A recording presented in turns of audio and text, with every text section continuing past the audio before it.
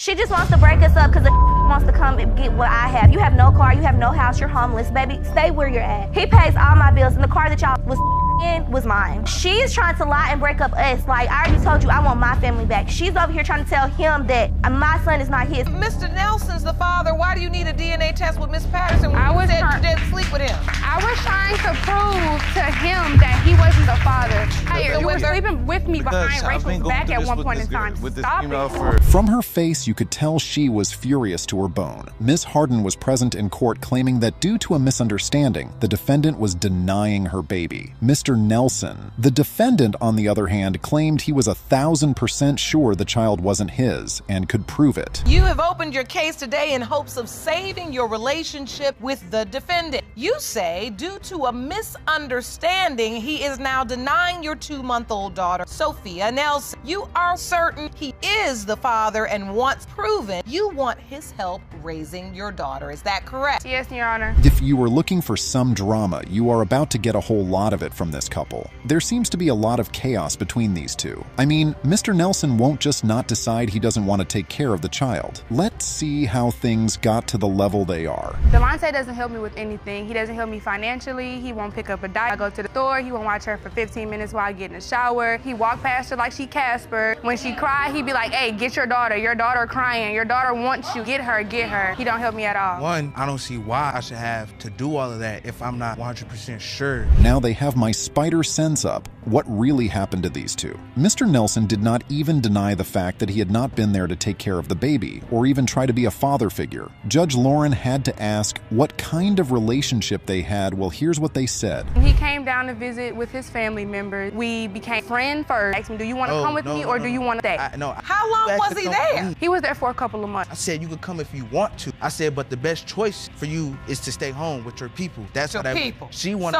But you went anyway. Yes, I did. Yes, Sean came in. All right. Ha ha ha. Sounds ridiculous, but I'm siding with Judge Lauren on that one. If he did not seem like the kind of person who would want to have a kid, why get pregnant for him? Nah. There are some loopholes in that story, and you can bet Judge Lauren is about to get down to the truth. And I never really had nobody in my life. He was there, and I gravitated towards it. So you wanted to have his baby because this was her now that I felt decided like I was going to be with him for the rest of my life. Seems for most of the time in her life, she has not had anyone who cared and looked after her the way she wanted. Mr. Nelson happened to be the only guy who treated her nicely, and she felt it was enough reason to have his child. Yeah, right. So not buying that. When I started with my paper, that don't count. That don't count. That don't count. That don't count. He watched her be pushed out. He waited for my daughter, weighed and wiped off, and he told me that's a white man's baby and walked out of the hospital. What?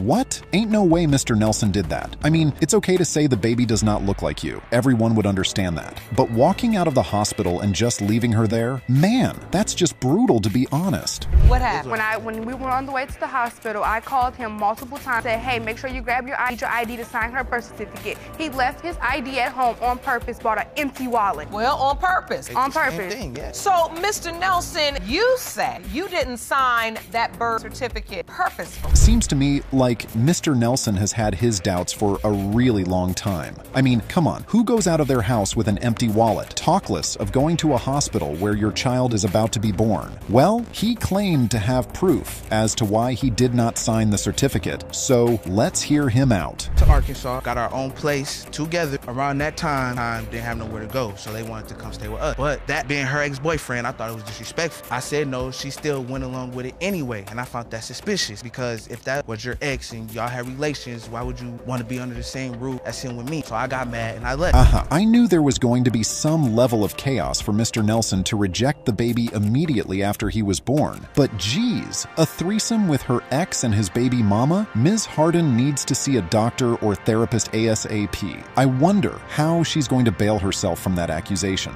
With the Facebook post that he's speaking on, he didn't necessarily claim Sophia. He made it, and I don't necessarily think he was. That's his baby. But I mean, we're from Louisiana. That's how you talk. Hey, little baby. Hey, baby. What's up, baby? That's how I talk. John called my phone, so I put it on speaker, and John was like, so what we gonna do about our baby, bro? And I was like, huh? What baby? Wow, having a threesome was not enough. She got so close with her ex-boyfriend that he started calling her baby his. Could you imagine that? At this point, I honestly can't blame Mr. Nelson for acting the way he did. Well, Judge Lauren wants to see if the ex is going to claim the baby in her courtroom. Sophia's father, that's what I want. No, it's impossible. Yeah, now you don't. So why Why are you denying are they that? testifying that you were on the phone saying, what are we gonna do about our baby? You know that's my baby. I never said that. They're both delusional. Never claimed child. No, actually, I got text messages and screenshots with Pinky texting me. That's what it is. Let me see that. Remember when I said Ms. Harden needed to see a therapist? Well, I'm sure you guys agree with me now. What in God's name is going on? I mean, does she even know who the real father of her child is? I am speechless, but hold on. There's more drama on the way. I would like to hear Rachel. That would be Miss Patterson's wife. Please step up, ma'am. Hi. Hello. I'm Rachel. Okay, so I want the back and forth call with Pinky that John was obsessed with the fact of thinking that her kid is trying to make me jealous. Because me and John got in an argument one time, and then he was being petty, and he was like, ha ha, the baby is mine. He told me that. At this point, I would like to say we have seen enough from these guys. This is a whole mess right here. Even her ex-boyfriend's wife had some heavy truth bombs to spill. So come on, Judge Lauren, break the news. Who is the father?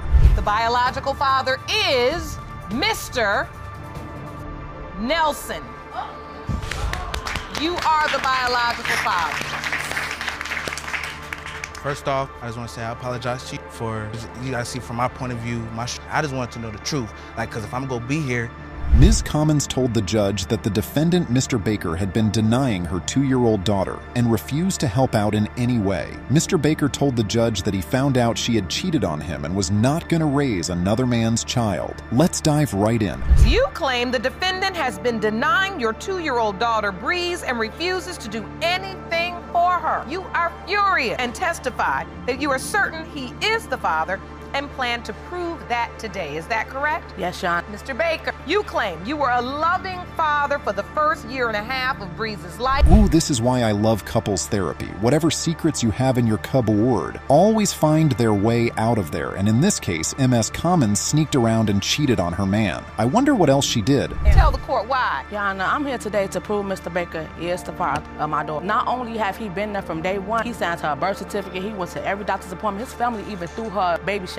My family, we don't need to throw baby showers because my auntie, she's like well off or whatever, so she buys my kids whatever we need, nice stuff, and I was very appreciative, you know what I'm saying? But For some reason, I am tempted to pick Ms. Commons' side of the story. She does seem to look like she's telling the truth, and Mr. Baker is the bad guy in this situation. But let's not jump into conclusions pretty soon.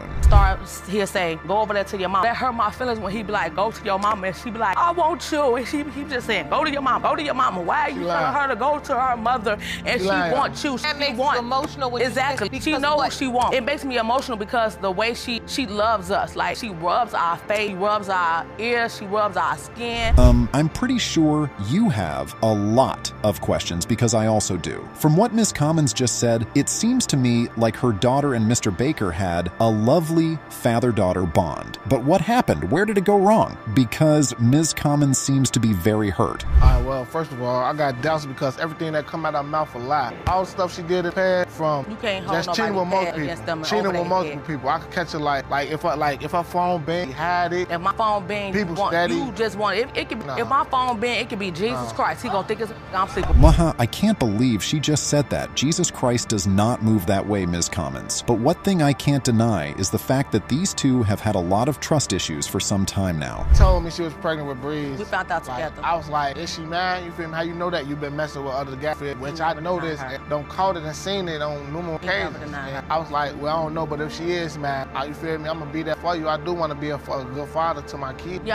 So you decided you wanted to try to be a family. Yeah. I was waiting for that part. Well, she confirmed it, people. She did mess with her ex, and it doesn't seem to me like Mr. Baker let it go. But what exactly did she do that made him go from all sweet and loving dad and someone who wants nothing with the baby?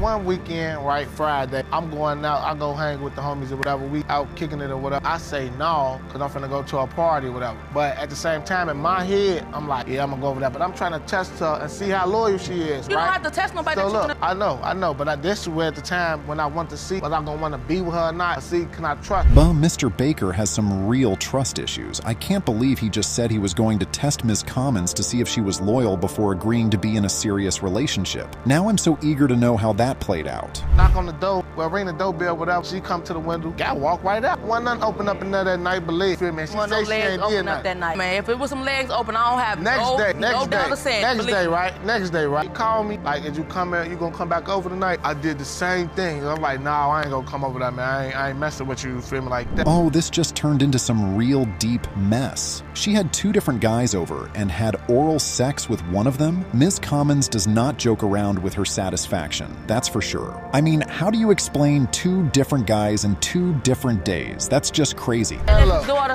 Kyle, because You when don't my know, you baby don't was a know. little baby, she had whooping cough.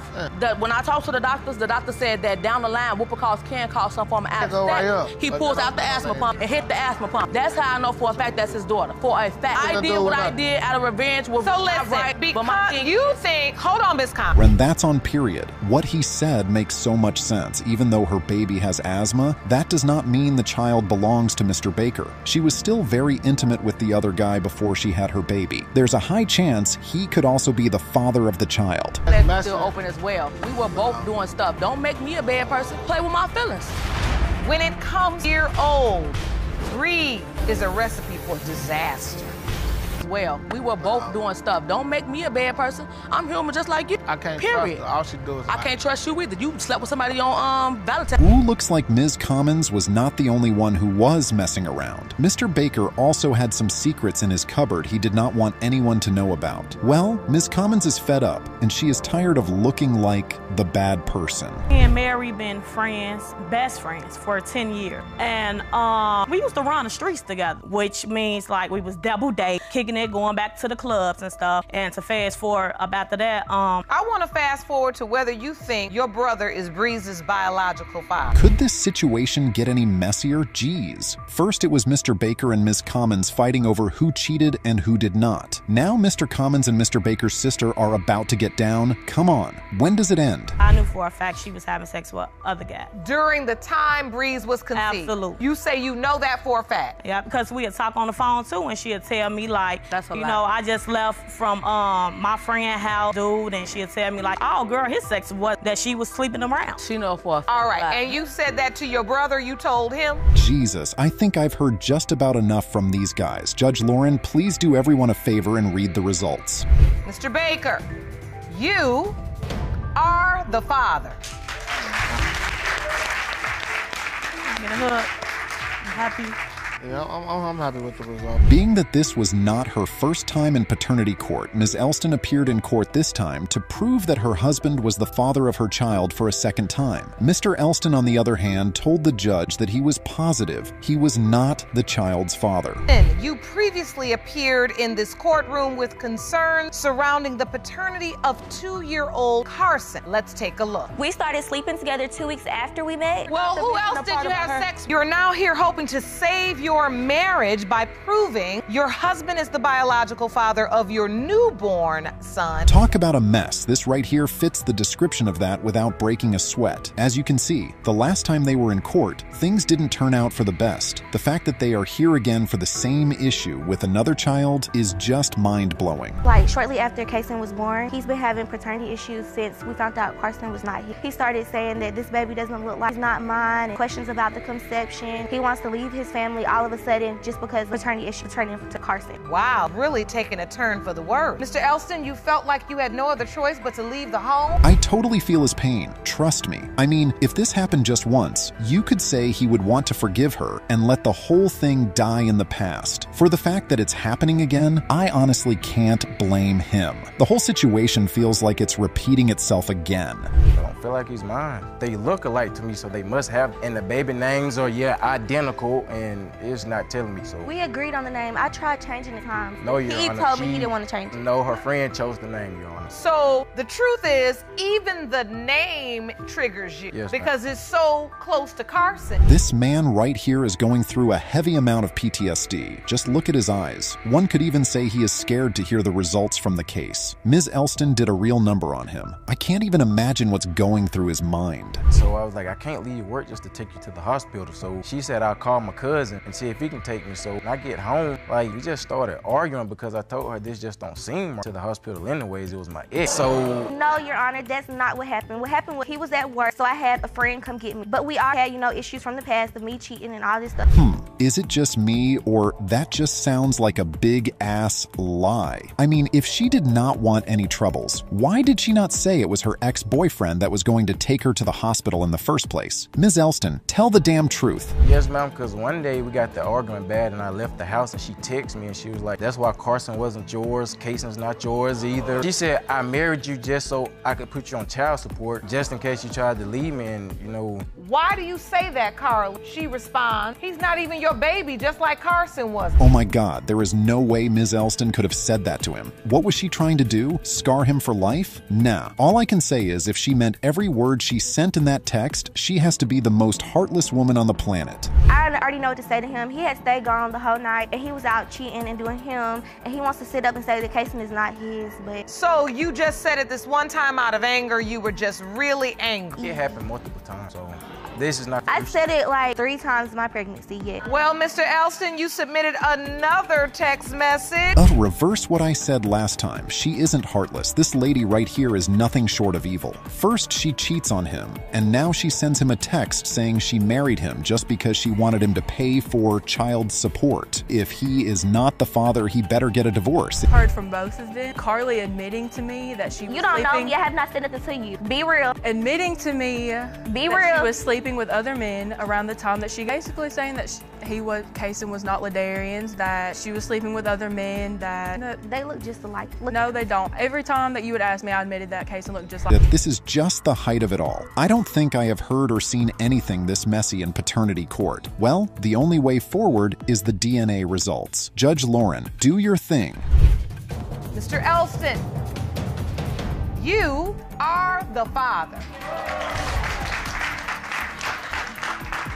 And is your little boy. But I still treat Carson like he's mine too, so I things we gotta work on. We can't wrap it up in a bow today. Ms. Sprivey told the judge that her family was at stake after having a one-night stand with someone she could no longer remember. The defendant, Mr. Coggins, was hoping that the results would turn out in his favor, but he had a lot of doubts that needed to be answered. Spivey, you claim your family is at stake because after a heated argument with the defendant and a bad decision, the paternity of your 1-month-old daughter, Madeline, is that correct? Your Honor. Mr. Coggins, you're hoping the baby is yours. At least we know one thing. She made a mistake and she feels sorry. You can see it in her eyes. Trust me. If she could rewrite her mistakes, she would not think twice before making the decision. I guess it's too late for all that now. But what really happened? Well, I got sick. I thought I was having the flu, but I ended up probably was pregnant. And then the date kind of clicked in my head that it was the same time that I slept with somebody else. What happened? And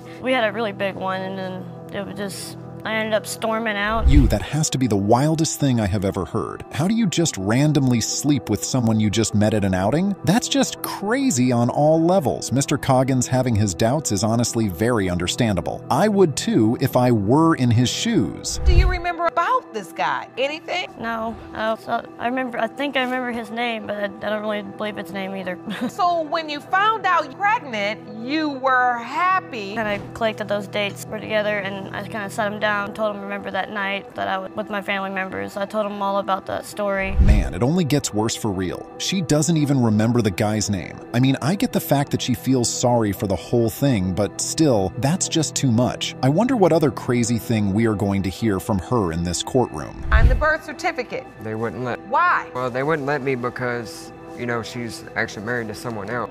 And I'm married to someone else. So it's... Oh! Yeah, it's kind of strange. So you're kind of strange, yes, but you all may have had a baby together. Now, I was not expecting to hear that. They are both married to different people and they went on to have a baby? Wow. These guys most definitely have to see a therapist after this court session because what the hell? Yes, Your Honor. So as a last-ditch resort, what I did learn was that in that specific area... Testified, Miss Spivey, that you thought his name was Jeremy, but you weren't even really sure. No, I just thought, I was thinking it was like with a J or something. So were you able to get a hold of Jeremiah? Not on the date of my investigation. Wow. Even the private investigator that was hired by the court to find the guy she slept with claims there is no way of finding out who he is. Those results had better reveal Mr. Coggins as the father, or else there is going to be some real drama. Rain on the parade here, but you haven't been able to smooth out the bumps in your relationship with the doubt.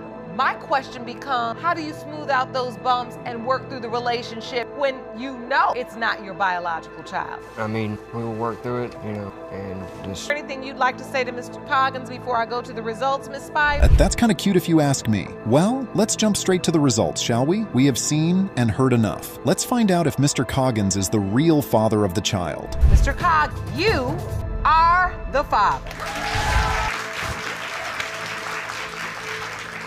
I'm happy for you both. That is a lot of relief. I'm happy for you. I'm happy for Madeline because she's just 27 days old. Delete them pictures off Facebook. Take my kids off Facebook. We don't want nothing to do with you because when I found out about my brothers and you denied my brothers to me. I don't have the money right now. Can you just wait? I could have waited. I already waited a year before my van got fixed and it's broke down again. Can you help me now? He got a phone call from a girl that I had went to school with, and she called and decided to tell him that I was sleeping with multiple men, and from that point on he had doubted it, which I really don't understand because how can you base your daughter's paternity off of some girl you had never even met? As roller coasters go on paternity court, this case right here will leave you speechless. Ms. Kelso was in court to prove that the defendant, Mr. Davis, is the father of her child, even though he claims that she was in a relationship with another man while they were intimate. Well, here's how it all started. Miss Kelso, you are in court today to prove that Mr. Davis is the father of your 9-month-old baby, Connor Kelso. Yes, Your Honor. You claim Mr. Davis has done nothing for your son, so you're suing for half the child rearing expenses in the sum of $2,561. Is that correct? Oh, wow. She was dating someone else while kicking in bed with Mr. Davis? I mean, who do we even blame in this type of situation? Oh, well, Judge Lauren is about to get to the bottom of it all. Let's see what Ms. Kelso and Mr. Davis have really been up to in the shadows. He was out of town at the time. So you were with another man, and then you saw Mr. Davis during that time? Yes, Your Honor. So you did sleep with Mr. Davis during the window of conception? Yes, Your Honor. So, Mr. Davis, do you remember having sexual intercourse without using protection with Ms. Kelso? Yes, Your Honor. Ha ha! This guy can't be serious with what he just said. He remembers when they kicked it in bed but cannot remember the time they did? Come on! At least we know one thing. They both agree on the fact that they were intimate while Ms. Kelso was in a relationship. And you were with Mr. Hafner just 1 week after you were with Mr. Davis? Yes, Your Honor. And your baby was how many days late? 6, Your Honor. 6 days late. Okay. When the child came late, did you ever think to yourself, maybe it's Mr. Hafner's child, not Mr. Davis? These two have to be hilarious. Ms. Kelso believes the baby belongs to Mr. Davis because the child looks and sounds like him. As you would expect, Mr. Davis is not riding the same boat. Mr. Davis says, there is no way on earth the baby looks or sounds like him. Now who's lying? She's told me in person the child's not mine. She's told me over Facebook. I have pictures of her telling me on Facebook I'd like to see those. That she's not, that I'm not the father. So this is a post from you, Amber Kelso. It reads, my son is not yours. Yes, I told him that because I didn't want him coming back to my house while I was pregnant. He put me through way too much stress, so I just told him the child's not yours to get him away from me. Oh, is the lady being serious? How do you tell a man he is not the father of the child and not expect him to believe you? She has got to be joking. That explains why Mr. Davis believes he is not the father of the child. I mean, you really can't blame him. Your Honor, I know for a fact at least 10 people that I know personally that she's had intercourse with. I have no reason to be there for this child. Well, Mr. Davis fails to explain about the times that I had sex with the people that he knows because none of them were around the area of the conception date, not even months around. So, Mr. Davis, even if she was sleeping with...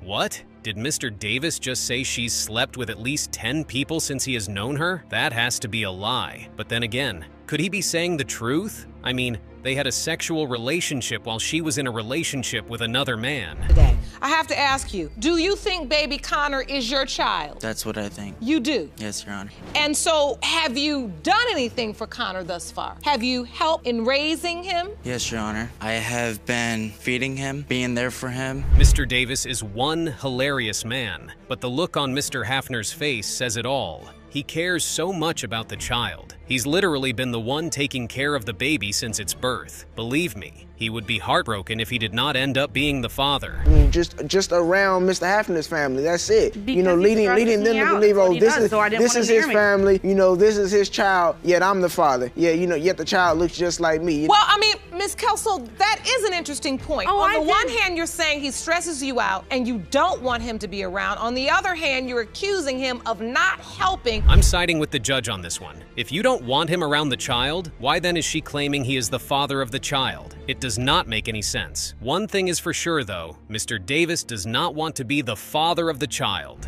You don't have to be sorry about being emotional about a child. We understand how important they are. I love them to death. And this is a picture of Connor on the left, and this is a picture of Mr. Hafner's grandfather, which is your father, yes, Your Honor, on the right. And you say you truly see a resemblance. On a scale from 1 to 10, that's an 11. And you compare our two pictures, and that's maybe a 2. Now that's a very valid question. Everyone in Mr. Hafner's family wants the baby to be his, and has even accepted that the baby looks like Mr. Hafner. Nobody gets why Ms. Kelso believes Mr. Davis is the father of her child. Fine. His lips look like Richard, his hair looks like Jamal's. I just can't tell. They're so similar in different ways. You are truly confused. I can see it on your face. I'm just absolutely confused, and I don't know. You really are confused, and I can see it. I made a mistake by cheating on Mr. Hafner with Mr. Davis.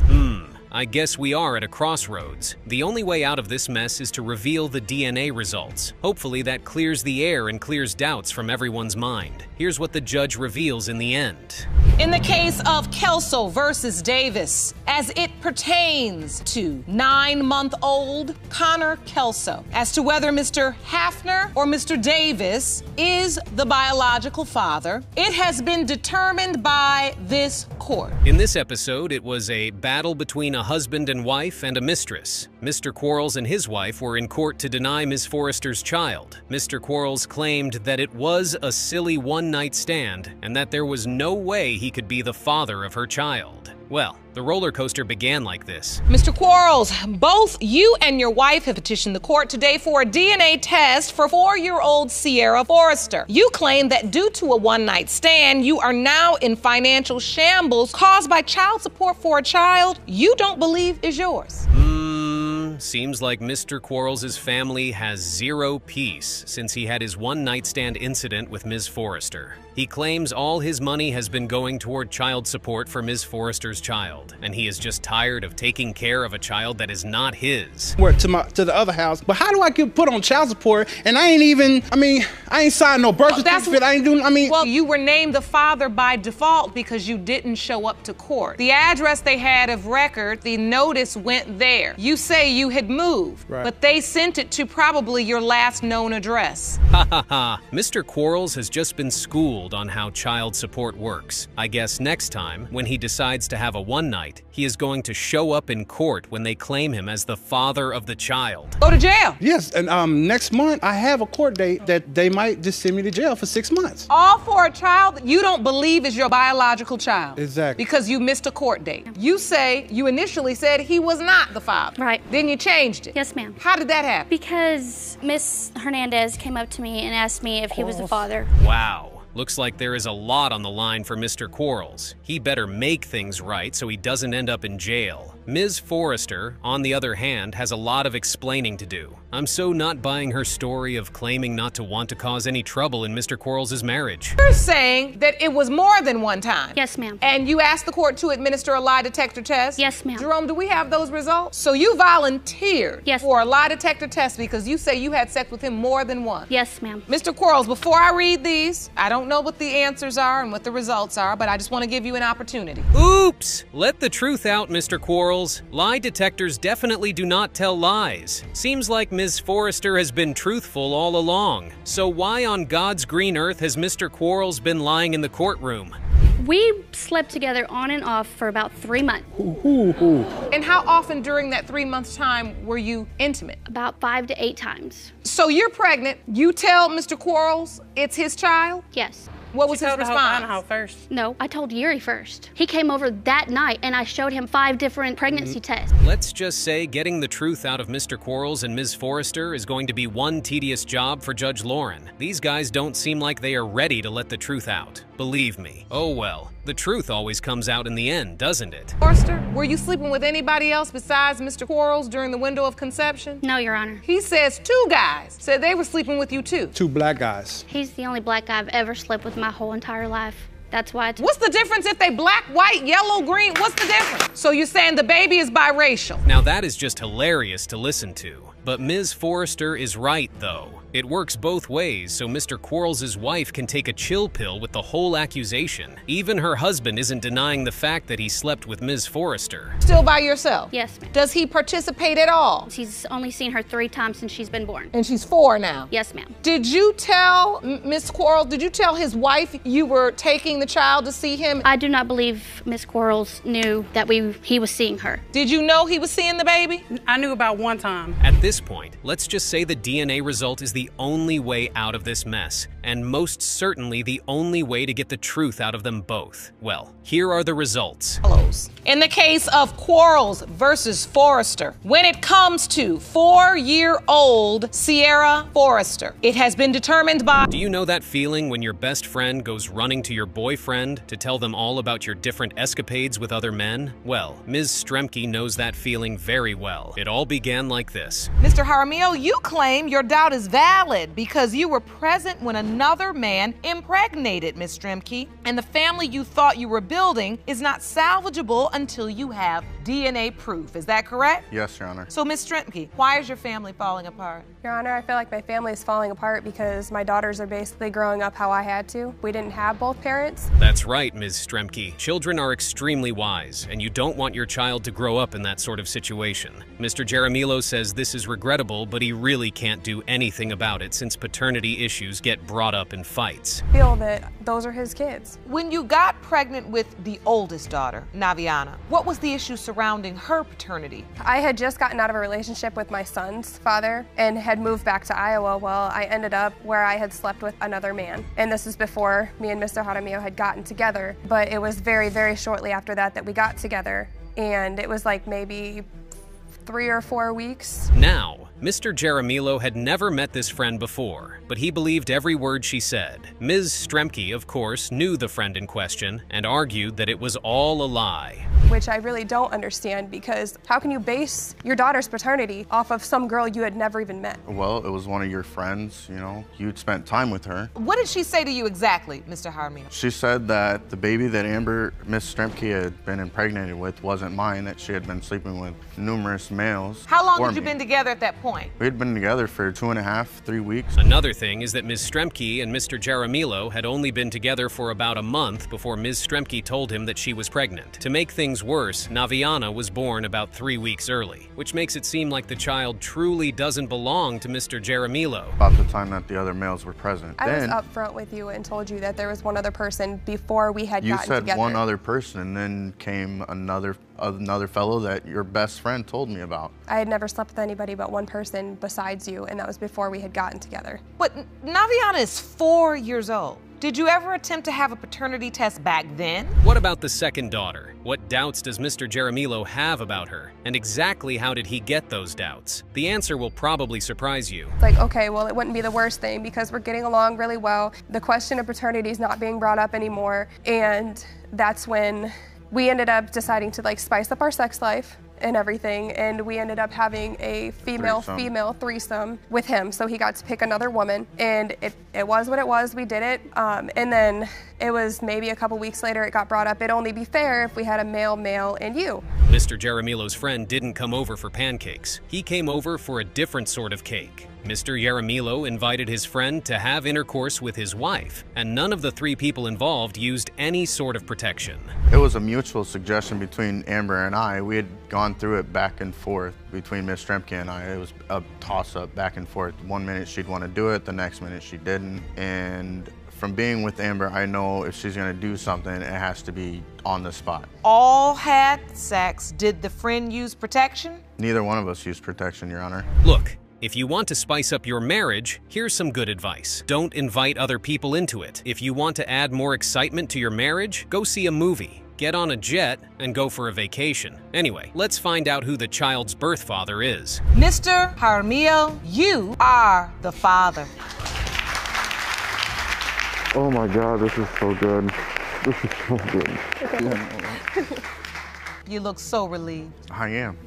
And I hope you all understand now that you have this clarity, that this clarity will present itself on many levels in your relationship. Ms. Hilburn claimed to be caught in a love triangle, and the result of that ended with her giving birth to her 10-month-old daughter. The defendant, Mr. Barnes, claimed he caught her with another man on Valentine's Day and is determined to prove he is not the father of the child. This was how the case began. For the past 3 years, which you say resulted in the birth of your 10-month-old daughter, Saray. But you're here to prove she is the defendant's baby. Yes, Your Honor. Your relationship ended, but soon after giving Ms. Hilburn another chance, you discovered she was still sleeping with the other man. Mr. Barnes seems like a really good dad. Being there for everything just makes you want to have him as a dad. Now, how did it all go wrong with this sweet dad and Ms. Hilburn? Well, this was the next mind-blowing thing that came out of Mr. Barnes's mouth. I couldn't be because she is still legally married, so I was not able to be put on her. I wasn't expecting you to say that, so she's still legally married to someone else? I would want more than anything to actually be her father. I was there, I've put the time, the commitment, the love. She's my daughter for all I know, so I want it to be that way. Wow. Let's just say Ms. Hilburn has been one busy woman, jumping from one man to the next. Now I understand why she calls it a love triangle. Here's where things get even more complicated. Mr. Hilburn had no idea she was sleeping with another man. Before Valentine's Day, which is the first time it happened, I was at work. She said she's going to her friends. Okay, fine, go ahead. I get home, I try texting her, try calling her, no response. So whatever, I go to sleep. The next day, Ms. Hilburn and the other gentleman come back to the house. They're brought by the people that they stayed with. I was informed by the people who brought them that they had slept together that night. That is not true. I told him. Wait, what? They were all living together? At this point, one can only ask if the situation is going to get any messier than this. Seeing that it's one hell of a mess, Judge Lauren decides to ask Ms. Hilburn how they got themselves into such a messy situation. Well, this is what she had to say about that. Are you sleeping with both of them while you live in the house with both of them, Ms. Hilburn? Yes, I was. I'm not trying to give anyone tips, but how did you pull that off? He would go to work. As soon as he left, me and the other guy would have sex. Did both guys know you were with the other one? Not all the time, they didn't. Damn, that has to hurt. I can't believe she just said that to Mr. Barnes's face. I wonder what kind of lies she was feeding him. Oh well, that was not the craziest thing about this situation. They are both still sleeping with each other. To make things even more insane, she's pregnant with the other guy she was sleeping with. Mr. Barnes, are you still intimate with Ms. Hilburn? Yes, ma'am, but we use condoms. Ms. Hilburn, are you also still with the other guy? Yes, and 5 months after this baby was born, I became pregnant again. Oh, so you're pregnant now? Yes, 7 months. You're pregnant right now? Yes, ma'am. Eben Judge Lauren is out of words because what the hell is going on? She doesn't even know who the father of her unborn child could be. Wow. Now, when Ms. Hilburn found out she was pregnant, she claimed she told Mr. Barnes first, and this was how he reacted. I told Mr. Barnes first. He said that he wanted to see the proof because there had been other times that I lied to him about being pregnant. So I took the paper to him and showed that I was pregnant, and he was happy because he wanted to be a father. Okay, so even though she lied before about being pregnant, yeah, I saw the proof this time. You saw the proof, so I was happy. And you were happy. Yes, Your Honor. I mean, you can see it on his face. Mr. Barnes's heart is broken beyond repair. What even hurts him the most is the fact that he loves the child so much. He goes on to tell the judge how devastating it would be if the results revealed that he was not the biological father of the child. It wouldn't devastate me. I was there from day one. You know, the fact that she might not be mine, it hurts. And I regret it. I really do. Ms. Hilburn, there's a part of me that wants to believe you regret it, and yet you find yourself in the exact same situation again. I don't know how much more difficult a life lesson has to be. Another blow to his heart. The poor man would wish he had never met Ms. Hilburn in his entire life. But things take another wild turn in the courtroom. Apparently, Mr. Barnes has a girlfriend with whom he claims to also be in love. Trust me, this is the craziest case ever. Ms. Hilburn and Barnes, his girlfriend, the guy you're sleeping with, that's all the play. Yes. So, Mr. Barnes, you got a girlfriend. Yes, I do. Does she know about this relationship? She suspects, but when you don't see your girlfriend for 7 months, you don't see her. I think we've seen enough of this crazy couple. It just keeps going from bad to the absolute worst. Anyway, the results are in. It is time to see if Mr. Barnes is going to end up as the father of the child. Barnes, you are not Saray's father. And as much as I believe and would bet my bottom dollar, Ms. Hilburn, that you have orchestrated a lot of this mess. You're pregnant, but your husband's somewhere else. My husband was still in and out at the same time when I got pregnant, but that 6 months, I had threw him out of the house. So he had him another girl. I went and got me 4 other guys. The man right here is Paternity Court's MVP. This isn't his first time here, nor his second. It's his third appearance in Paternity Court for different reasons with various women. Let's take a look at what happened during his first visit. Ms. Reed, you are demanding that Ms. Austin have a paternity test administered on her child, whom she claims was fathered by your estranged husband. Yes, Your Honor. Imagine that. How do you get engaged to someone you have a baby with and still manage to find time for another girlfriend? What a guy. To top it off, Mr. Wallace wasn't even at the hospital while all this was going down. He wasn't there while his pregnant fiancée was giving birth to his baby. Setting that aside, let's look into why he was in paternity court for the second time. Now, it would be different if you were just a young man and you had let all these women know that, listen, I'm a dating man, I'm single, but you're not single. I am. You're not single.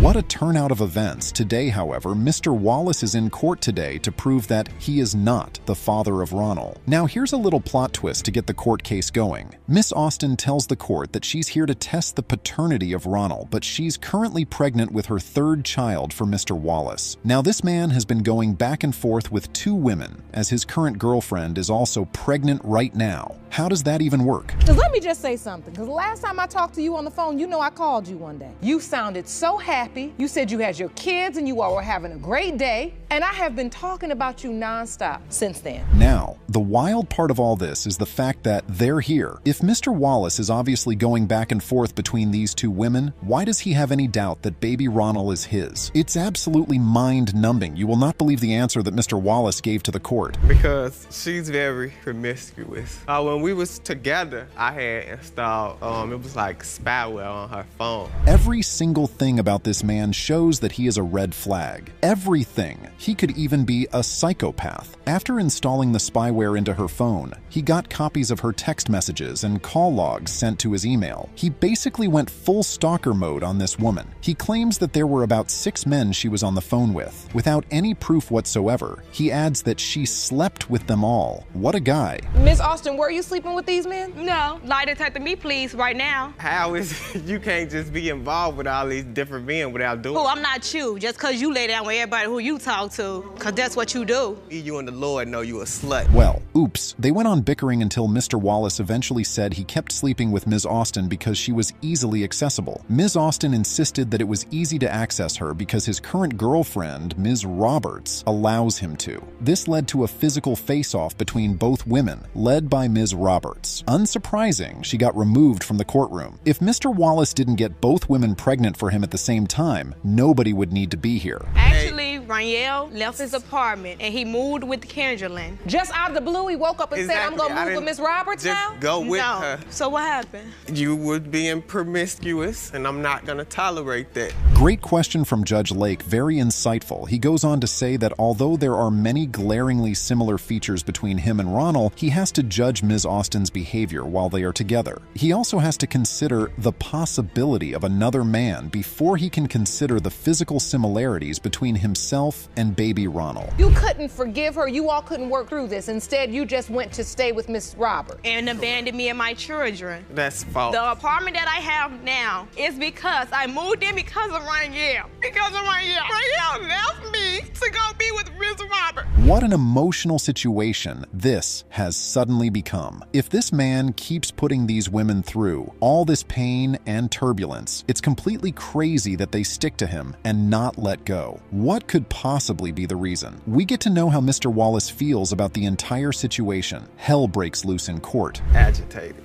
You feel agitated? Yes. Tell me. Because of the bull crap performance she put on. Look, well, I need to walk out.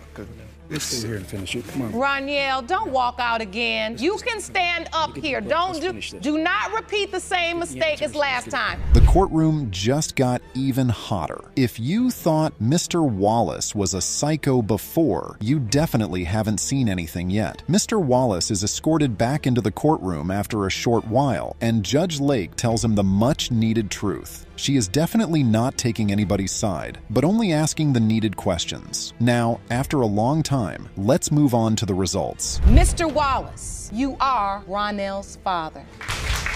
I want to get you all some help. I have joining me today via Skype a gentleman by the name of Mr. Wright. Now, he's a social worker in Chicago, your hometown, based right there. This is not your regular case. Mrs. Miller and her daughter, Shanna Garnett, brought Mr. Langston to court today. They are so keen to prove that he's the father of Miss Garnett after 36 years. Both sides stand firm on their case and demand an apology from the other party for being lied to. Regardless, the potential father and daughter have a warm relationship, with Miss Garnett calling him her best friend. Mr. Langston, however, ripped the bandage right off a few months ago and let her know that he is not her real father, via text. So after almost 2 years of reaching out to my father after visiting him in 2015, I was pleading to get him to respond. He wasn't responding. They got distant for about 2 years, and Mr. Langston had something to say about that, stating the reason why they fell apart. So why were you estranged for 2 years? What happened? We live in different states, Your Honor, but we had always been close. I went to visit him in Chicago for a funeral and was by his side for one of our family members. This is where we see that father and daughter are so beautifully close. Though he did break the news to her so harshly, they really do love one another, it would seem. Miss Garnett, you grew up as a daddy's girl. You say he's your best friend. He's always been my dad. I've always known him to be my dad. When I became an adult, around 21 years old, that's when we started really becoming close. 2 years ago, when I was at the funeral with him. All of this conviction on Mr. Langston's side raises the question, how is he so sure that Miss Garnett isn't his? What pushed him to paternity court and got him to hurt his little girl from all these years back? This is where he really spills the tea. I came through the back. Her auntie downstairs let me in. I walked upstairs. I didn't knock on the door. I looked in. I see this guy sitting on the couch with her, like he running this game to get up on something. I knocked on the door. And it seems like there's more going on than was let on. Suspicion is flying around about Mrs. Miller sleeping around, and this is what she has to say about it. So, Ms. Miller, who is this cousin? He was not my cousin. He was my sister's husband's cousin, and he was just a family friend as well. Was he someone you were intimate with? No, never. Now things are getting spicy. The spotlight is no longer on the father-daughter relationship and is no longer shining ever so brightly on the mother. However, Mrs. Miller is not having any of it. She stands her ground, and the courtroom is hot like an oven top. So, Mr. Langston, what other doubts do you have? I got to play cousin. She immediately told me, because I pressured her, did you do anything with him? She kept saying no. Then she came around. Okay, I'll tell you the truth. Mr. Langston is not having any of it either. He backs his story up with more information and paints Mrs. Miller as a completely dishonest person. She told me who been over there. And I said, yeah, what are you trying to do? He was trying to get get some. I say, yeah, did you give him some? No, I didn't give him none. I say, hey, you know how I am. If you did it, you did it. No, I didn't do it. Fire from Mrs. Miller doesn't cease as Mr. Langston claims that he can't remember even getting her pregnant in the first place. This gets a reaction from the court. Ms. Miller, when you got pregnant, you knew he was the biological father? I knew he was he was the only one I was sleeping with. He knew, didn't he? He the one told me he told me upon conceiving that I was pregnant. Really? Of course, it's suspicious that he'd be holding all of this back for so long. If he really thought she wasn't his, why wait 36 years to talk about it? I paid child support not only 18 years, I paid it 20 years. But when they did started you start? sending me checks back for overpayment, $1,700, $800, $1,000, $500. Miss Garrett has an emotional outburst about how hurt she was by her supposed father breaking the news to her and about how they have so much in common. When he sent that text to me, That's crushed. I cried my hardest cry. Oh, baby, don't do that. I was devastated. I felt like he was taking my identity away from me because I've always known I was a Langston. A grand plot twist was revealed after Miss Garnett posted on Facebook. She put up a picture of herself and Mr. Langston's father, her supposed grandfather, side by side, and the semblance is quite uncanny. Additionally, we get to see the depth of Mr. Langston's trust issues and a whole lot of background to this story. If he spilled the tea before, he definitely dropped the kettle now. Do you see the resemblance to your father? Be honestly, I do. But it's a thing right here. My father put me out. She was helping me take care of my mama. She's a good person. I ain't gonna take that from her. So what, Mr. Langston and Miss Garrett are supposedly half-siblings now. After a lot of ruckus, the results are revealed, and oh boy, is it a huge shock. Mr. Langston, you are not the father. Are not the father? He is not her biological father. Now don't look at me. Ask her who your daddy really is. Next on the list, this case is between Aubrey James and Cody Woods, the potential father. James's one-year-old daughter, Addison, is the primary reason for all the drama. James and Woods met over about 2 years ago via some mutual friends. Aubrey had an ex at the time who she had a very rocky relationship with. Regardless, the two hit it off quite nicely at a Valentine's Day party. I seen her there and she was crying, and I asked her what was wrong, and she said her and her ex got into a fight because he didn't want to come. So I spent like 30 minutes trying to cheer her up, and then we left and we had sex 3 times, and she felt bad because she didn't let her boyfriend at the time. What an interesting turn of events. 2 months later, Aubrey calls Woods right in the middle of work to break some interesting news to him. So, Ms. James? Yes, Your Honor. Did you use protection? No. So, when you found out you were pregnant, you immediately called Mr. Woods? Yes, but I told him that he was not the father, that it could be somebody else. You did. Mr. Woods, that's not what your testimony. Isn't that the cutest thing? What a beautiful reaction to news about a baby. From here on out, Woods showed an overwhelming amount of support. We get to see how much of a kind-hearted person Cody truly is. Once you found out you were having a baby, you started going to the doctor's appointments, what else did you do? I started building a nursery, and I spent many nights with her when she was sick, throwing up. It just keeps getting better. However, all of this is happening without an actual relationship between the two. Speaking of relationships, it brings up the important question: where is Aubrey's ex? What exactly happened with him? This is where we're introduced to just how much of a respectable man he is. He did not want anything to do when I told him that I was pregnant and it possibly could be his daughter. The other guy? Yes, Your Honor. He didn't want anything to do with the baby? No, yes, Your Honor. What a guy. He really wanted absolutely nothing to do with any of this. He did not wait to find out if he was the father or not. However, with Aubrey's ex out of the picture, this happens next. I got engaged to her. You did? Yes, Your Honor. How did you ask her?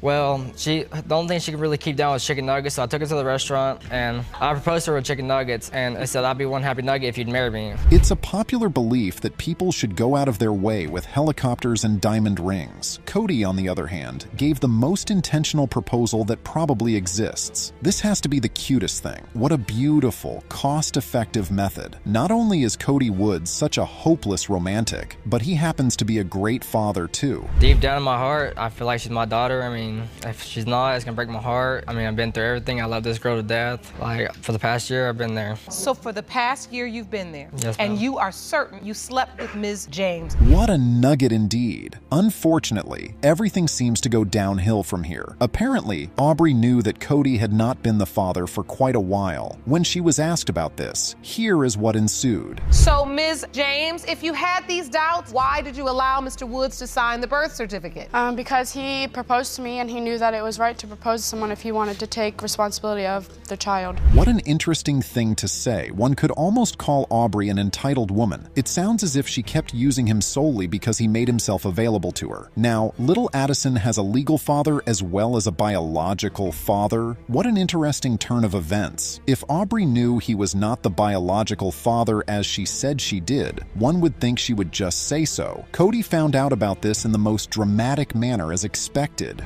We was living together at the time, we were still engaged, and we got to a big fight, and I walked outside, and she came out with me, and that's when she said that Addison may not be mine, I could be her ex. Why did you say that to him in that moment, Ms. James? What a woman. They broke up afterward, but Cody did not make himself a stranger to Aubrey or little Addison. He supported them both in every way he could. Speaking of strangers, Aubrey had more to say about her ex, who she believes is the biological father of little Addison. And so the other man, the man that really didn't want anything to do with her, that's the man you believe really is her biological father? Yes, Your Honor. Have you been in touch with him? No, Your Honor. He's never seen her? No, Your Honor. Never laid eyes on her? At this point, this man is the perfect picture of the best father. What a guy. He has no idea what little Addison looks like. Why then is Aubrey so hell-bent on letting Cody know that he should not be in the picture? And I do not want Cody to pay child support. That's why I'm here. Well, we don't see that a lot, Jerome. I have one thing. Cody needs to also realize that he needs to take care of himself first and get a job and a steady job. Does this mean she is okay with being in a relationship with Cody primarily for the sake of little Addie? What does a civil family mean? After telling him to his face that he is not the biological father of her daughter, Aubrey is drawing up her own hypothetical contract stating that Cody is currently not catering to Addison properly. What a case! However, after the court did some digging, it turns out Aubrey has been posting cute pictures of father and daughter on social media. The following conversation ensues. You seem to again acknowledge in November 2016 that he's your fiance and Addison's father. Yes, Your Honor. So even though you say you have from the beginning said he may not be her biological father. What a confusing turn of events. It gets even worse. Here is Aubrey's plan after the court case is eventually over. And you do understand that because he's on her birth certificate, he is her legal father? Yes, Your Honor. So if he's not the biological father, are you going to seek to have his name removed from her birth certificate? Yes, Your Honor. You are? Yes. After all the banter, the DNA results are revealed. The court is tense. It feels like everyone's on the edge of their seats. Mr. Woods, you are not the father. I'm sorry for him and for you and for Addison. What a twist! Woods simply could not take it. He needed to take a moment to get himself sorted. The case ended with him saying the most wholesome thing. Jerome, will you please go and see if you can get Mr. Woods to return to the courtroom and check on him, please? I will. I'm going to see if we can get Mr. Woods to return to court. You come back in, let's finish the case. Yes, sir.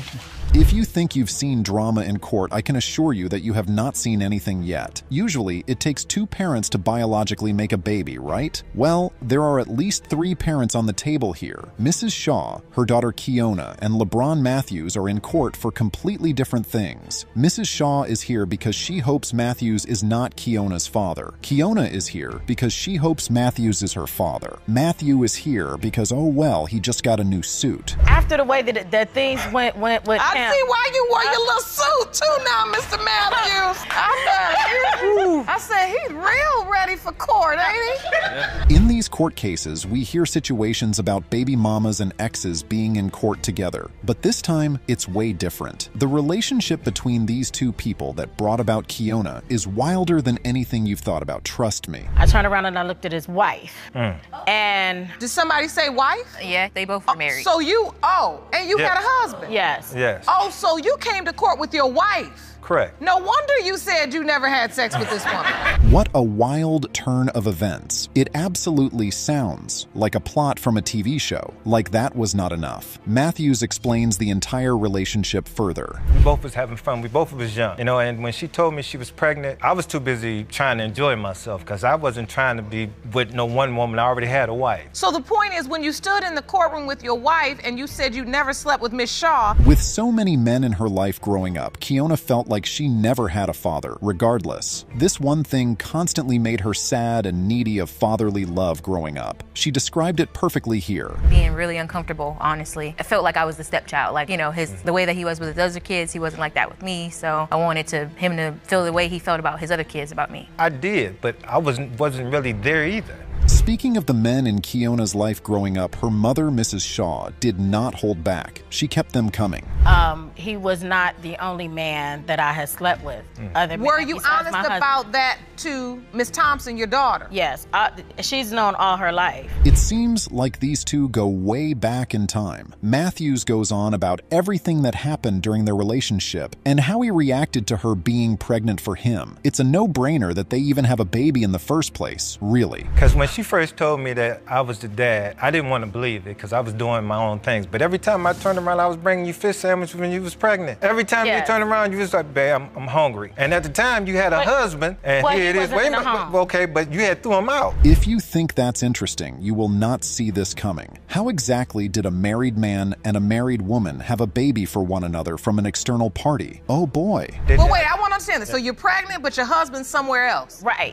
Because and see, that's how that came your about. lover's coming over to feed you some fish sandwiches. Because my husband was still in and out at the same time when I got pregnant. But that 6 months, I had threw him out of the house. Oh boy, what a turn of events. She was not just cheating on her husband with one man, but 5 different men. After Kiona was born, it appears that Matthews lost his sweet spirit. Several scenarios point to him not doing up to the bare minimum. Inasmuch as the paternity of the little girl was uncertain, there was so much more to have done better. When's the last time you saw Mr. Matthews? I was a junior in high school, so it's been about 14 years. Oh my goodness. So, Mr. Matthews, your testimony is true. You've been a pretty bad dad. Yeah, I was a terrible father. There's just too much drama unraveled in court with this case. However, taking the spotlight away from Matthews and to Mrs. Shaw's now late husband, Mr. Brooks, he announced that Kiona wasn't his, with just one gaze at her when she was born. My grandmother, went over there and seen the baby because where Miss Shaw was living at the time, rumors fly around. First, my grandmother told my mother, then my mother told me, and I was like, nah, I'm not gonna sit back there and say yes. What did they say? She said, well, the baby look like you. I said, no, it don't. I'm not gonna sit back because I didn't want my wife to know. What a circus that really must have been. The DNA tests finally came in. Mrs. Shaw seems really opposed to the thought of Matthews being the father of her daughter and does not mind showing it. Matthews simply wants to redeem himself as a good father after all these years and seems interested in being a part of Kiona's life. What a shock the results caused. Mr. Matthews, you are not the father. I'm so sorry. Wow. Neither gentleman is her biological father. She'll always be mine no matter what. I love her. Was that something you had prepared yourself at all for, honey? No. I'm sorry. Child support, Miss Chappelle stepped up in the court suing Mr. Todd. She claimed that the defendant was the father of her baby girl, and his girlfriend was manipulating him for denial. Meanwhile, the man alleged that the woman was just pinning her child on him to get back at him. Mr. Todd, you state there's no chance that the child in question is your daughter. You say Miss Chappelle will stop at nothing to get you back, even if it means pinning a child on you that isn't yours. True, Your Honor. Initially, the plaintiff claimed that the alleged father's negligence made her lose her job. She claimed that the man had never taken care of the baby, so she had to pay for that. But the man denied it, and the awful war of words blurted out like this. You two were in a sexual relationship. Yes. It wasn't a relationship. It wasn't a relationship. No. You were just having sex. Just having sex. If you were having sex and she got pregnant, were you using protection every time? No. When we met, I was pregnant. But we never used. When we met, she was pregnant. Wow, that was just insane. Mr. Todd further claimed that baby mama was sleeping with another man as she conceived the baby, which inflamed his doubts.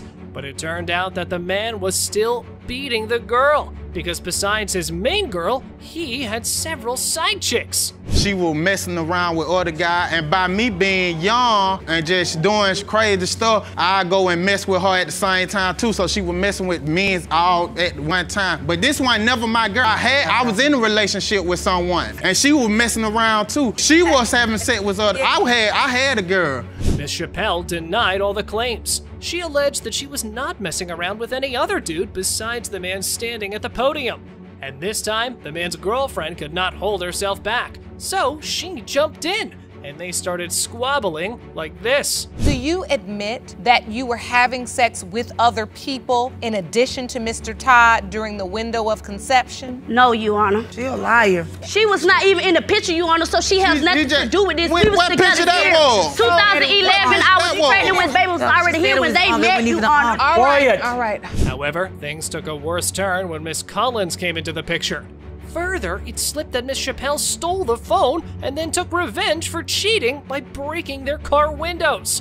And to support her claims, the co-defendant brought evidence. I had proof that she bust out my windows on my car. She ran. I have she came to a receipt. Where she was. I have proof, and I have a police report that she bust my windows out on my car. Do you have that evidence here today? I do, ma'am. This is an incident report which says there was damage to private property, vehicle. And I do have the receipt too, Your Honor. Further, it was revealed that baby mama was in miserable condition, so the defendants decided to take her to their house. But the bummer was the plaintiff turned her eyes after that and made other people take care of her baby while she was out having sexual intercourse with different men. Was taking the baby when she's out having sex with different guys, coming in different times of night. Okay, and so you feel like you moved her in and then she was avoiding getting the DNA test? She doesn't look like Mr. Todd. And my cousin came and told me, she was saying it could be someone else's baby. Oh my, how could people be so annoying? Like, if you've embraced the baby, then what would be the point of denial? Mommy disclosed that when the baby was born, he came with his whole family and complimented the baby. But the man cunningly changed his statement and asserted that even the doctor said to him that the baby was not his. I told him that I was pregnant, and he was like, oh, this your third child, whatever. He was like, our child would be the prettiest child. We're gonna have our baby, and we came to agreement that he would be there for her. And when I had her at the hospital, him, his brothers, all them came to the hospital. Did you go to the hospital, Mr. Todd? Yes, I went to the hospital, yes. And now it was time to listen to Big Mama. She testified that the man was swinging in between different women without protection. This triggered Judge Lake about the mess they had created, so she articulated the facts like this. When these two started messing around, he was on his first baby mama. That's who he was messing with. At the time when he was messing with my daughter. It's like y'all playing tic-tac-toe or something. Yeah, I mean, you just here, there, everywhere. But this is his baby, he know it. This sexual activity with no protection. A goofy blame game was going on in the court, and no one was ready to drop their stupid allegations. But as you know, it's Judge Lake's court, and no one could bamboozle her. So she thrashed the man like this. She don't want to mess with her other baby dad and all the rest of them. She want to come to me and mess with me. Well, you want to mess with her too. But all the other men mess with her. Thank you. He messed with Look. The alleged father and baby mama had intoxicated the situation instead of resolving the friction. But it was evident that both needed DNA results badly for their baby and their relationship. So, let's see those results. Mr. Todd, you are not the father. Oh. And you're smiling, Miss Chappelle? Yes, because at the end of the day, you need to find this is his child. What they did, they say, I ain't having sex with no one else, you want. I know this only man I was messing with at the time. Yep, I know it. Pernicious rumors warned Mr. Green about not being the father of his wife's baby. He dragged his spouse into the court, claiming she was amphiphilic and had messed with other people, which knocked him out of this paternity run. Meanwhile, the defendant was determined to prove him wrong. Mr. Green, you claim that the defendant repeatedly cheated on you during your marriage with both men and women. You state you have every reason to doubt that you are 1-year-old Keegan's biological father because of Mrs. Green's sexual track record. Yes, Your Honor. Now, you've petitioned the court for a paternity test. Yes, ma'am. The alleged father's doubts regarding the baby's paternity flared up when he started to behave differently. He claimed that he never knew where his wife was or what she was up to. She never bothered to inform him, but the mommy claimed that the plaintiff abandoned her and the child. That's why she stepped back. She'd tell me she going to the store for like an hour. She'd be gone for like 2 or 3 hours and get back. I asked her where she been. Like she just been to her girlfriend's house. To her girlfriend's house can mean really her boyfriend's house or both. Like who knows, you know what I mean? What if the store was just crowded? I don't think Burger King at 10 o'clock at night is crowded until like 1 in the morning. So this is what made me like not want to be with her. It slipped that the potential father moved to another city with another woman.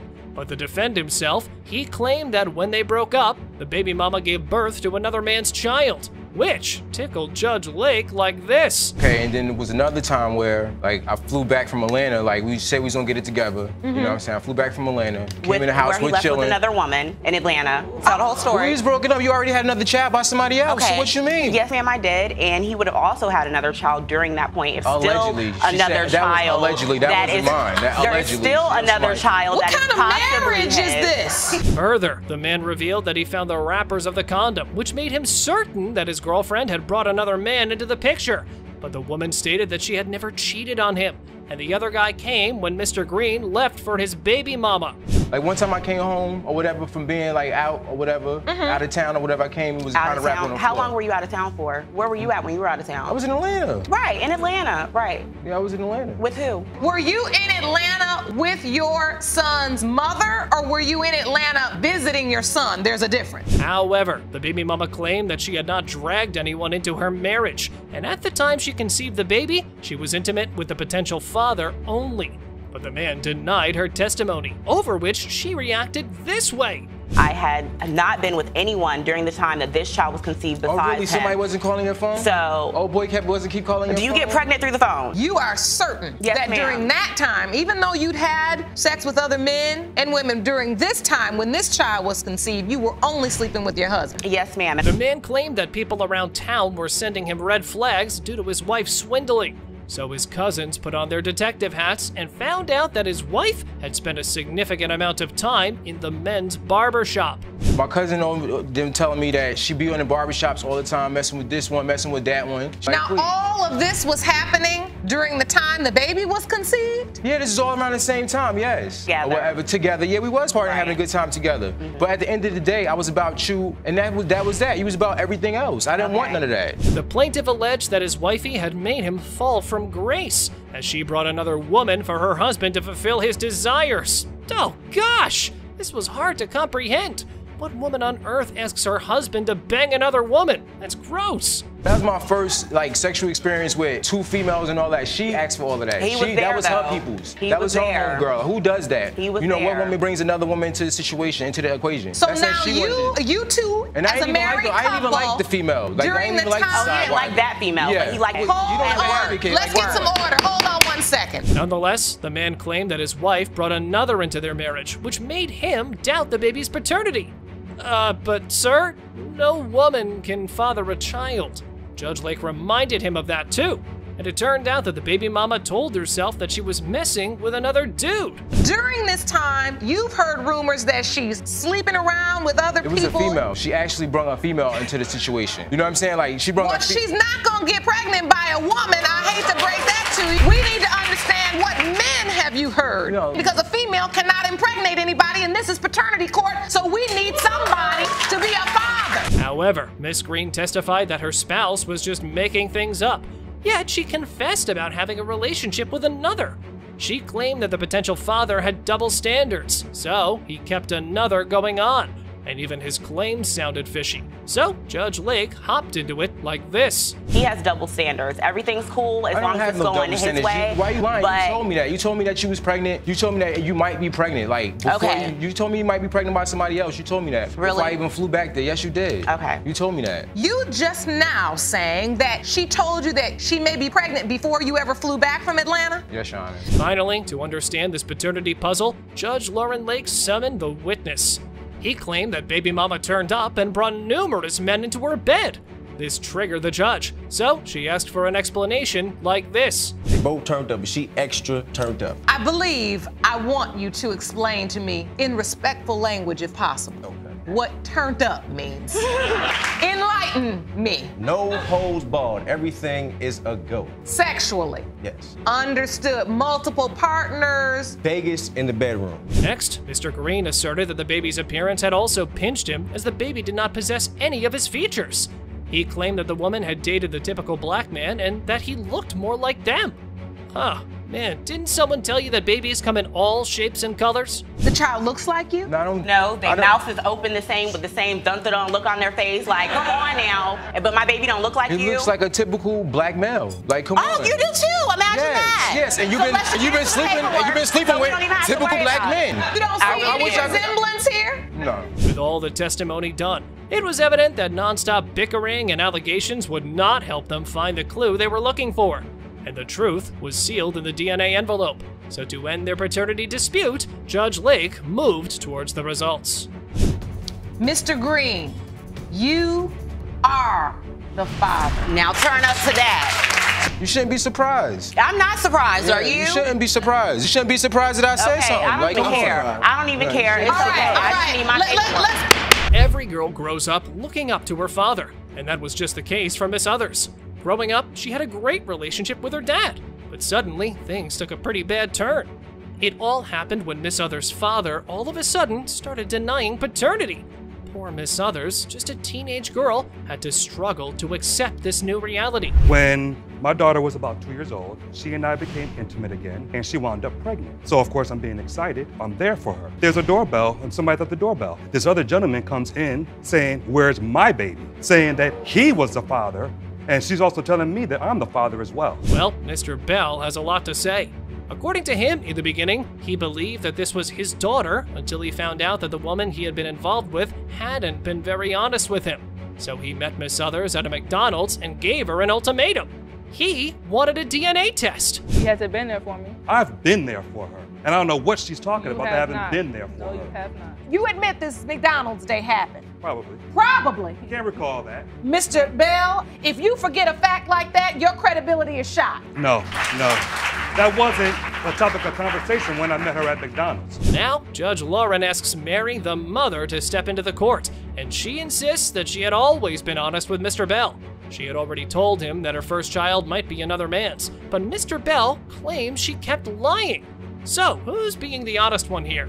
Then, Mr. Bell's mother comes into the picture. Did you have any doubts at that time? No doubts at all, Your Honor. No doubt. Only when the baby was born, the little boy. So you don't doubt her? I don't doubt you. You believe that she's your son's child? I believe there's a possibility. A possibility? Yes. But you also because believe that her mother could be lying again? Yes. I'm not lying, Your Honor. Everybody starts arguing and forgets that this is actually about Miss Others, the teenage girl who doesn't know if her father is her father.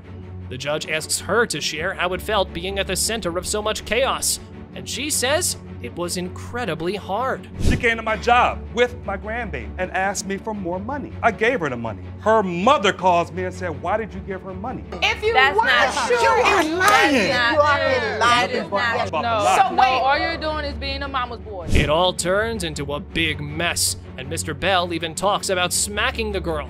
This man has to be out of his mind. Mr. Bell accuses his daughter of being a liar and a troublemaker.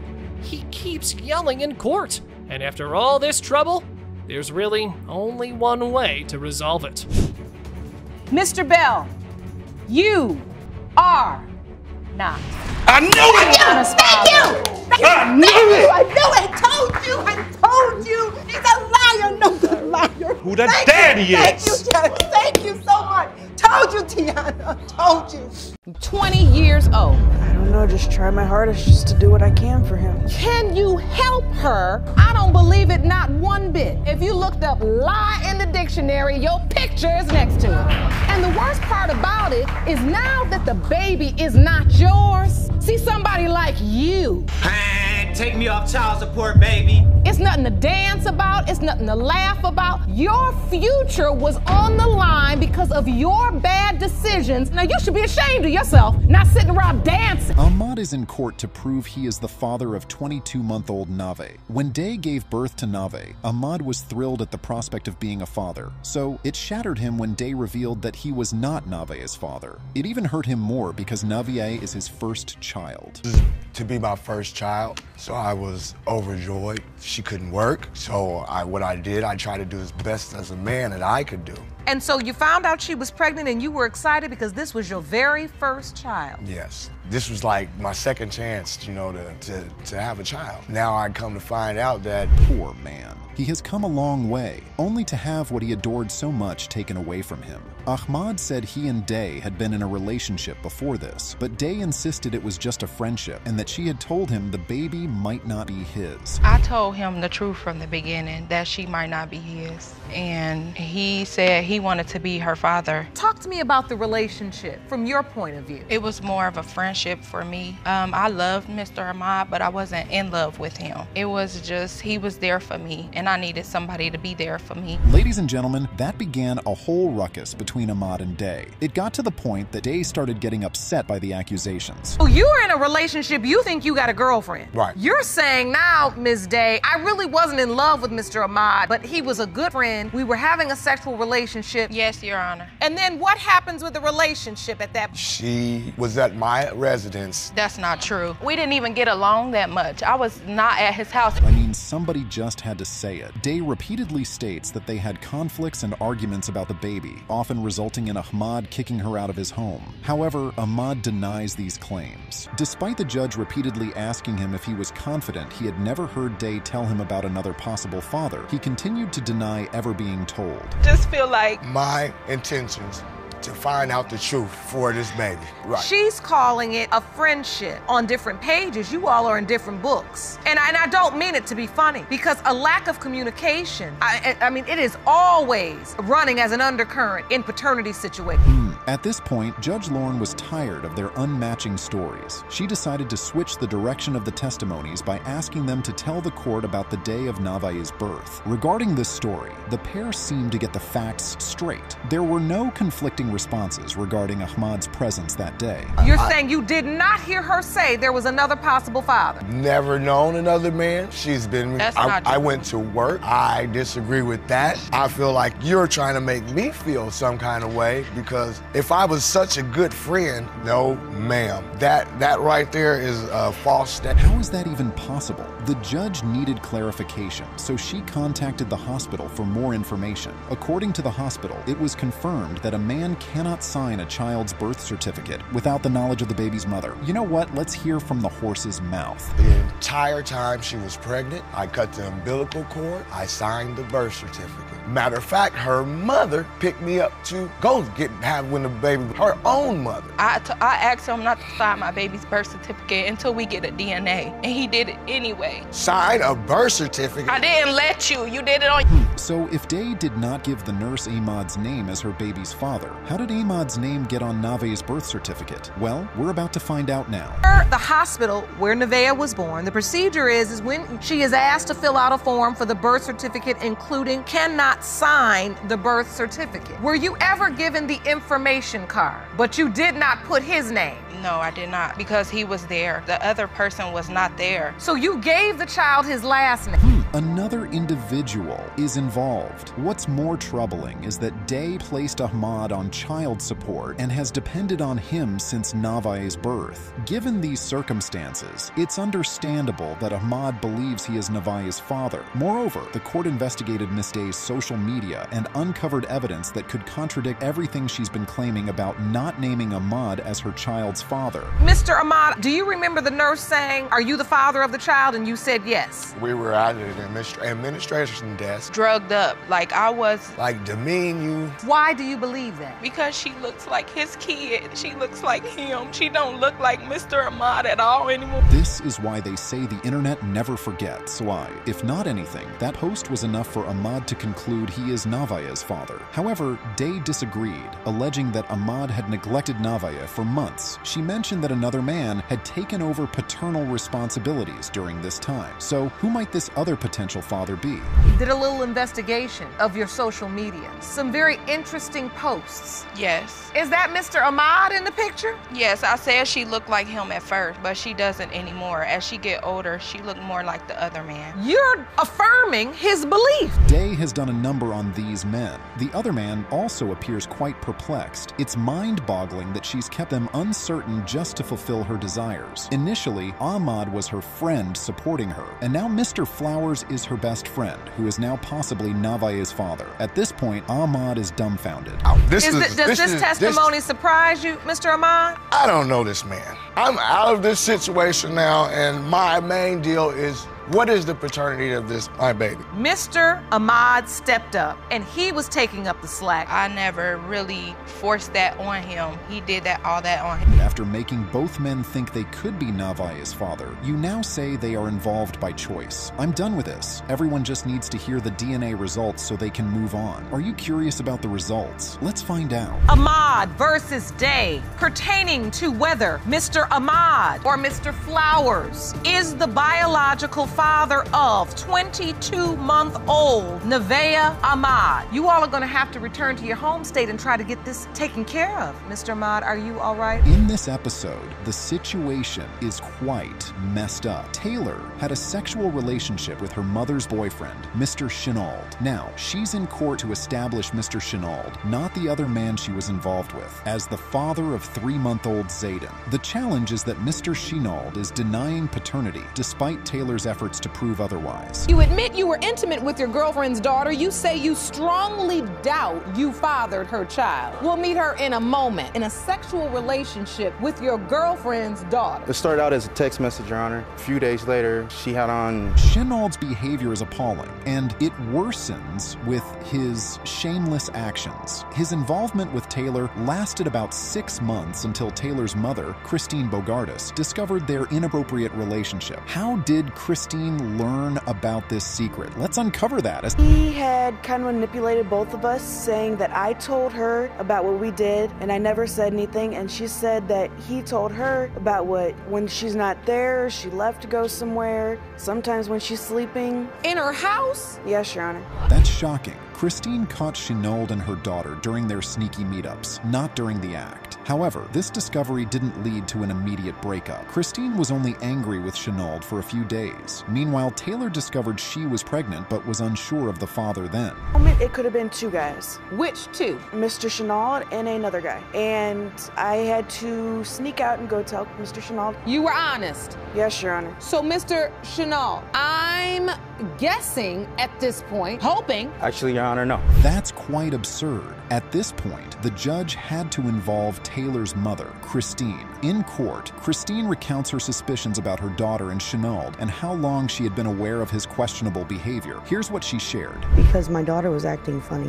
What was she acting like? She would get up out of the chair across the room to sit by him. Oh, no, she didn't. 10-month-old child, grandchild, who's also... That's correct, Your Honor. We had originally met 20 years ago. So you watched her grow up? Yes, Your Honor. I also helped raise... Chile, Chenault's shameless behavior is unbelievable. This situation is already tough, especially since they are all living together. But the judge wasn't done yet. She had more questions for Chenault and Taylor. After observing their responses and body language, she decided they needed a lie detector test. We deal in scientific evidence here. So I want to know if both of you say, calm your wife-to-be fears, and maybe this relationship could move forward like you want it to. How about you, ma'am? No, Your Honor. Anybody have anything to say? No, Your Honor. I really don't have anything to say. It's jarring that these two might still be sexually intimate given the circumstances. Nonetheless, the DNA test has been completed, and whether Chenault is the father of Taylor's 3-month-old baby will soon be revealed. At this moment, Christine is probably the most anxious about the outcome. Let's see what the result says. The results were prepared by DNA Diagnostics, and they read as follows. In the case of Holthouse versus Chenault Bogart, as it pertains to 3-month-old Zayden Holthouse, Mr. Chenault, you are not. It's good one issue is resolved, but Zayden might grow up fatherless as the other man won't take responsibility. Taylor, at 20, is left to raise her child alone. As Christine suggested, counseling would be beneficial, and I agree. Do you think that we all need counseling? 20 years old. I don't know, just try my hardest just to do what I can for him. Her mother and I will try to help her. Can you help her? I don't believe it, not one bit. If you looked up lie in the dictionary, your picture is next to it. In this episode, Toyetta Williams claims that Adams is the biological father of her 3-year-old son. Adam denies it and is being represented by his mother, Tanya Adams, at the court. You may wonder why Adams isn't in court in person. Well, he is defaulted on child support and is currently in home confinement. In fact, his actions could lead to him serving jail time. Your Honor, my son is now facing jail because of this situation. This very moment, both of you. True, Your Honor. Mr. Adams? No, Your Honor. So, Ms. Williams, when you met Mr. Adams, did you intend this to be a committed relationship? Well, besides that, Williams had several sexual partners while she was seeing Adams. This means there's a chance the child could belong to someone else. However, Williams stated that she never definitively said Adams was the father. She even attempted to persuade him to take a DNA test, but he refused. I asked him twice to get the DNA test. He said, I'm hungover. He was giving me excuses, basically. So I took it upon myself to get help with the DNA test. It wasn't for no money at all. I said, I pay for the DNA test myself. You ain't got to come out of pocket. That part is not my fault. But so take me back. I need to understand these details.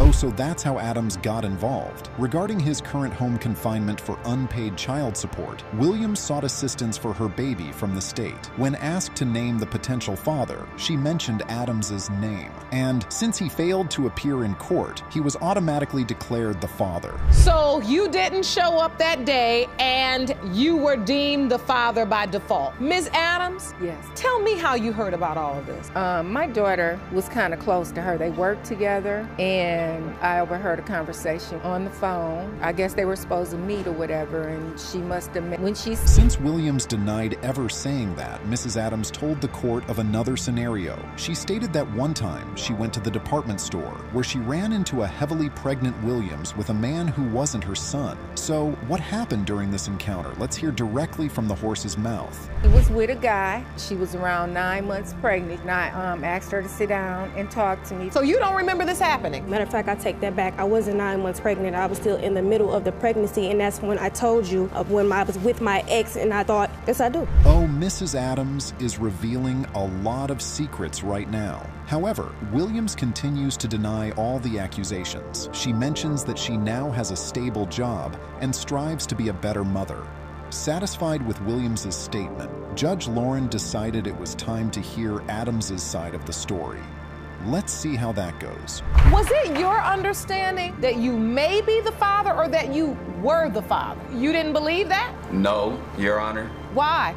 Because first off, she had already told me that the baby wasn't mine. Then she named the baby after her ex-boyfriend. That would have caused Williams a lot of trouble, but Adams didn't have concrete evidence to prove his statements. Instead, Adams might be in trouble now, because the testimonies given afterward would all point to his carelessness. Take a look at this so you would understand what I'm saying. One time that I couldn't go, I was hungover, I'm not gonna lie, you know. It wasn't being lazy or nothing, I really was hungover. All the other times that we scheduled dates, she was not present, nowhere to be found, probably off partying or anything, Your Honor. And then you ultimately end up being on the hook. Clearly, Mr. Adams did bring this upon himself. Now he owes so much money in child support for a child that has not been confirmed as his. However, the judge needed to know how exactly Adams found out that the court had already deemed him the father of Williams' son. Here's what he had to say. At the beginning of this year, I started receiving paperwork telling me that I had to make payments of $99 per month. Why wouldn't I want to show up to my own DNA test to get my son tested? Why wouldn't I? If I knew about it, I would have showed up. So now the total arrears are over $1,000. Just keeps escalating and escalating. That's right, but that is not even the worst part. Adams has already spent time in jail for defaulting on child support payments. However, according to him, he was unaware that he was supposed to pay child support for any child, let alone that he owed around $1,000 in child support. So how did he discover this? Basically, I was walking to the store to get some cigarettes. Police just ran our names. Now, I didn't even know I had a warrant. And so all this is going on because you didn't make it to a DNA test because you were hungover? Yes, if he just would have got up and got the DNA test when I asked him, we wouldn't even be going. Know who the father of her child was from jump. What a mess. These people don't need all this, because what is done is done.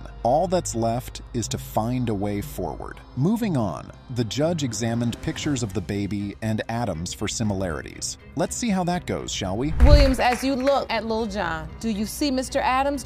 Just a little bit, but I mean, looks, like I say, it's a possibility. Looks don't mean something sometimes. So, Ms. Williams, you submitted a picture of your child, baby John, and Mr. Adams about the same age. Do you see a resemblance? No. And anyway, I think we've had enough of that. What we need right now is an icebreaker, which in this case would come in the form of DNA test results. Is Adams truly baby John's biological father, or has he been in confinement for nothing all this while? Let's find out. In the case of Adams v. Williams, pertaining to whether Mr. Adams is the father of 3-year-old John Jones, it has been determined that Mr. Adams is not the father. Take me off child support, baby. Mr. Adams? McKinney appears heartbroken in court as her husband, Brown, denies paternity of their 11-month-old daughter, Amira. Brown's doubts stem from seeing a clip of his wife being sexually intimate with Jonathan Fowler, so he thinks Amira might be Fowler's. Meanwhile, Judge Lauren asks McKinney for her testimony, which she concludes in tears, hoping Amira is Brown's. I just hope that he's the father of Amira Brown. Hope that he is. Yes. So are you saying that you really don't know, but you truly hope? Yes. Okay, that's why we're here. Mr. Brown, yes, you do not believe you're Amira's biological father? No, I do not. Write the tape. It's wild to see a video of your wife intimate with another man. Even if the baby resembles you, that video could make you doubt paternity. However, Brown claims the baby doesn't look like him but resembles the other man. How did Brown even find the tape? The girls, they like snatching her phone, so they grabbed her phone. Before they could even get to the video, I grabbed it and it pressed play, and I seen the beginning of the video and I didn't see what I liked, so I just disclosed it. I didn't watch the whole video. The video came up, or you went looking to see what was in her phone? They were scrolling through her pictures, whatever. Before they could even get to it, I grabbed the phone. Man, that's rough. It's pretty difficult to wrap your head around something like that. The judge wanted clarity on how the tape was created in the first place, because it's one thing to cheat and it's another to record the action. Let's see what she has to say about it. At the time, me and Mr. Brown was off and on. How did you meet the other man? I met him on a dating website. We started talking online, and then I finally met him in person, and he came to my house. So how often were you sexually active with this man? 10 times. And now, Mr. Brown, you believe... Still has more to say, and of course, Judge Lauren has more questions for him. Given this, Jonathan was asked to give a quick rundown of how he met McKinney. Here is what he said. I met Miss McKinley I met her the ending of 2015 going to 2016. So, this is my question. What did she say? Who did she say Mr. Brown was? She never told me. She said that she just got out of a relationship and that it was done. This situation keeps getting messier. When McKinney's husband, Brown, learned of her pregnancy, he didn't initially doubt it was his. However, complications during Amira's birth made him question paternity. He even refused to sign the birth certificate because he felt like the baby didn't look like him. That Amira, I said, hey, when I was born, I was pale. But wait, look at her lip. Why does her lip look so fat? That's not my lip. My lip does not look like that. Oh, no, it does not. So from that time in, I put it in my head, I'm like, wait, okay, if she's not mine, then she gotta be. Brown is quite a character. The judge asks Jonathan when he last had sex with McKinney, and he says a year before Amira's birth, ruling out paternity. So why did McKinney claim he was the father? We're about to find out. Why did you tell Mr. Fowler you were pregnant at all? If this had I told both ended, of them I was pregnant, but he didn't know I was pregnant before he found Well, out. why? I mean, if it's over with him and it's done, why? If you hadn't been with him for an entire year, he's out of the picture. Why tell him you're pregnant? Why the poker face when she's clearly at fault? As Brown mentioned, something's off. Despite Fowler's testimony ruling him out, Brown still doubts Amira's paternity due to McKinney's behavior. A DNA test is needed to clear this uncertainty. Let's see how that unfolds. Case of McKinney versus Brown. When it comes 11-month-old Amira Brown, it has been determined by this court. Mr. Fowler, you are not the father, Mr. Brown. Okay, I was like to say I apologize. That eliminates Mr. Fowler as the father. The court also tested Brown's DNA to confirm paternity, a result that has everyone on the edge of their seats. It surprised McKinney when Judge Lauren asked for the next envelope from Court Officer Jerome. I'm ready for the next envelope, please. What next envelope? This next envelope. These results were prepared by DNA Diagnostic, and they read as follows. In the case of McKinney versus Brown, when it comes to 11-month-old Amira. I didn't expect that twist. But what's causing her tears? Perhaps she hoped Brown was Amira's father despite having multiple partners around Amira's conception. It's a puzzling situation. Brown seems most surprised. After all, he hoped Amira would be his since Fowler was ruled out. What are you feeling in this moment? I'm actually shocked. Neither one of us is dead. I'm just like... I need to ask you, do you know who her father is? No. Well, I need to ask this respectfully. How many other possibilities are there? Do you remember?